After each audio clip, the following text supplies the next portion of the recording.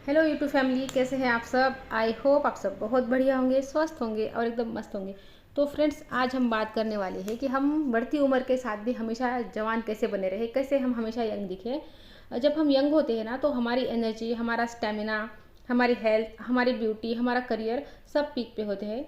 हम हमेशा फ्रेश और फुल ऑफ लाइफ फील करते हैं। लेकिन जैसे ही मन में ख्याल आता है ना कि हमारी तो एज धीरे धीरे बढ़ रही है और एक दिन हम भी बूढ़े हो जाएंगे, जैसे ही वो छोटे छोटे से रिंकल, फाइन लाइंस और वो जो एक दो ग्रे वाइट बाल निकलने शुरू हो जाते हैं ना, तो हम डर जाते हैं। ऐसा लगता है कि जैसे हम यंग एज से निकल कर ओल्ड एज में पहुंचेंगे ना, तो तब बस समझ लो लाइफ ख़त्म है। यही कुछ साल है यंग एज के, उनको ही पूरी तरह से चलो। ओल्ड एज आ गई मतलब सब खत्म है। और हम ना फिर कोशिश करते हैं कि हमको ना कहीं से कोई ऐसा फॉर्मूला मिल जाए कि हम हमेशा यंग बने रहें। तो आज की वीडियो में मैं कुछ ऐसे ही टिप्स आपके साथ में शेयर करने वाली हूँ कि जिनको फॉलो करके ना हम बढ़ती हुई एज के बावजूद हमेशा यंग हो सकते हैं, रह सकते हैं।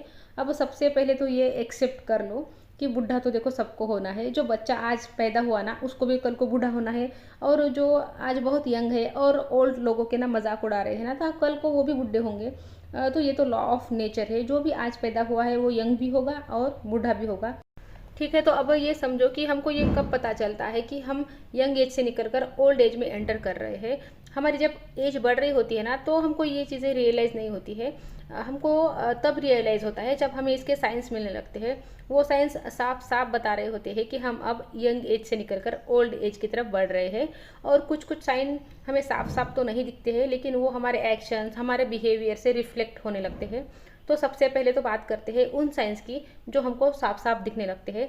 इसमें हम सबसे ज़्यादा फोकस करते हैं हमारी ब्यूटी, हमारी स्किन और इसके अलावा हमारा स्टेमिना।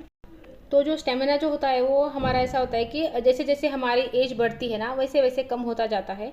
जैसे कि आज हम जितना काम कर सकते हैं, वो एज के साथ साथ क्या होगा कि हम उतना काम नहीं कर पाते। इसलिए हमको ना कोशिश ये करते रहनी चाहिए कि हम जितना हो सके फिजिकली एक्टिव रहे, जितना हो सके हम अपने सारे काम खुद करें।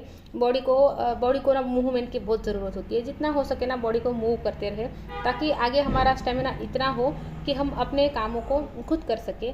अगर हम अपने स्टेमिना को बढ़ाते रहेंगे ना, इस पर काम करेंगे ना, तो इससे क्या होगा कि एज के साथ साथ जैसे ही हमारा स्टेमिना कम होने लगता है ना, तो हमारा स्टेमिना पहले से ही इतना बढ़ा हुआ होगा कि उसके कम होने पर भी फिर हमको ज़्यादा फर्क नहीं पड़ेगा, हमारी बॉडी पर उसका इफेक्ट उतना नहीं होगा। ऐसे ही हमारी फिजिकल और मेंटल हेल्थ, आज हम शायद उसका ध्यान नहीं रख रहे हो तो भी कोई फ़र्क ना दिखे, लेकिन कहीं ना कहीं वो सारा असर निकल कर आता है ओल्ड एज में।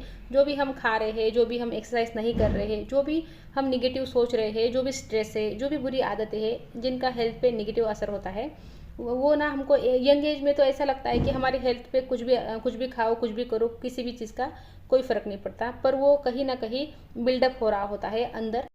जैसे ही एज बढ़ती है तब हमें इन सारी आदतों के निगेटिव इफेक्ट जो है ना, उनको फेस करना पड़ता है। तो इसलिए हम यंग एज से ही अपनी फिजिकल और मेंटल हेल्थ की केयर करना शुरू कर देना।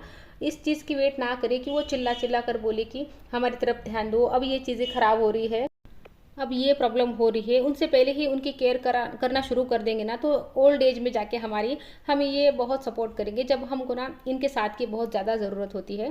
तो यंग एज से ही अपनी हेल्थ की केयर करना स्टार्ट कर देनी चाहिए। साथ के साथ एज के साथ क्या होता है ना कि हमारी बोन हेल्थ, हमारी मसल हेल्थ भी डाउन होने लगती है। तो इसलिए अपने डॉक्टर की सलाह लेके अपने खाने में कैल्शियम, प्रोटीन और मल्टीविटामिन ये भी अपने डाइट में देखिए टाइम के साथ हमको स्टार्ट कर देने चाहिए। ऐसे ही हम यंग एज में कुछ भी खाए, कुछ भी खा लेते हैं ना, तो सब डाइजेस्ट हो जाता है। लेकिन जैसे जैसे एज बढ़ती है तो सब कुछ डाइजेस्ट करना इतना ईजी नहीं होता। इसलिए अपनी मेटाबॉलिक हेल्थ का भी हमको ध्यान रखना चाहिए।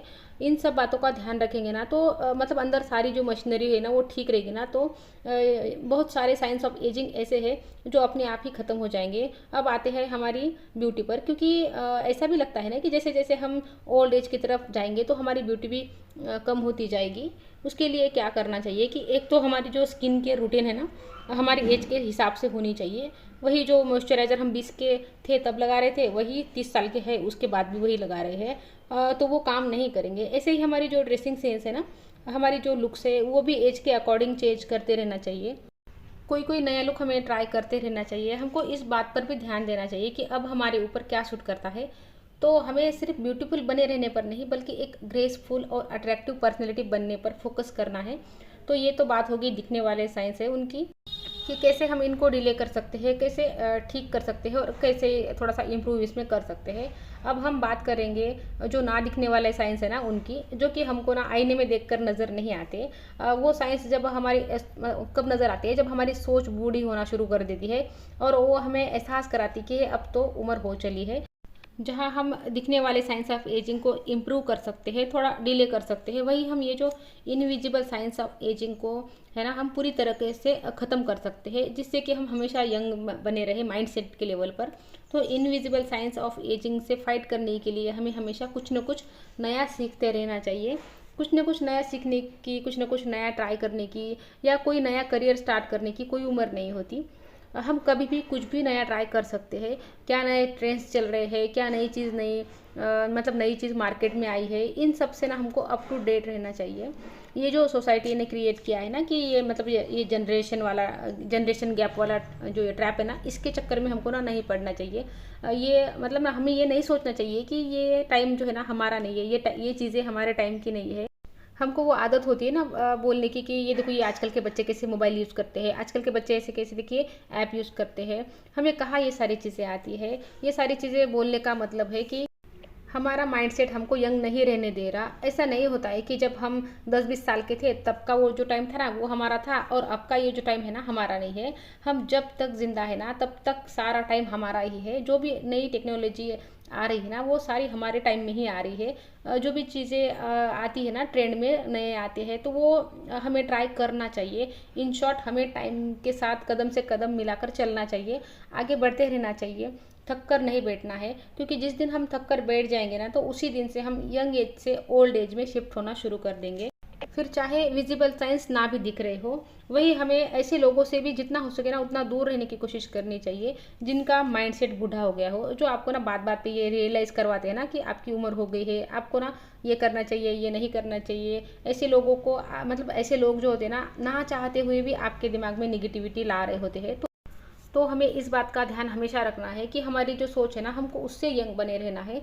तो एज तो देखिए ऑटोमेटिकली हमारी ग्रो होती रहेगी, लेकिन इमोशनल लेवल पर ग्रो हमको खुद होना होता है। उसके लिए हमको एफर्ट करने पड़ते हैं, मिच्योर पड़ता है। और मिच्योर होने का मतलब ये नहीं है कि हम मतलब ना वो सीरियस हो जाए।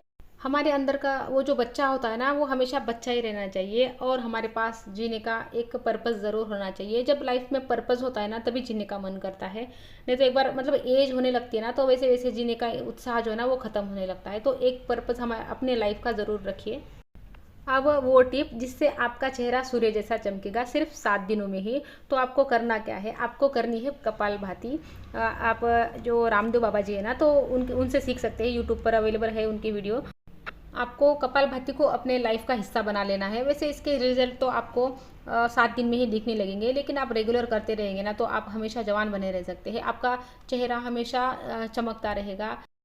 तो आई होप जितने भी मैंने पॉइंट्स आपको बताए हैं ना तो आप अपने डेली लाइफ में शामिल कर लेंगे। इससे आपको सच में बहुत फ़ायदा मिलेगा। और वीडियो अच्छा लगा हो तो लाइक कर लीजिए, शेयर कर दीजिए, किसी न किसी के काम ही आ जाएगा। तो मिलते हैं फिर अगली वीडियो में, तब तक के लिए अपना ध्यान रखिए। Goodbye friends.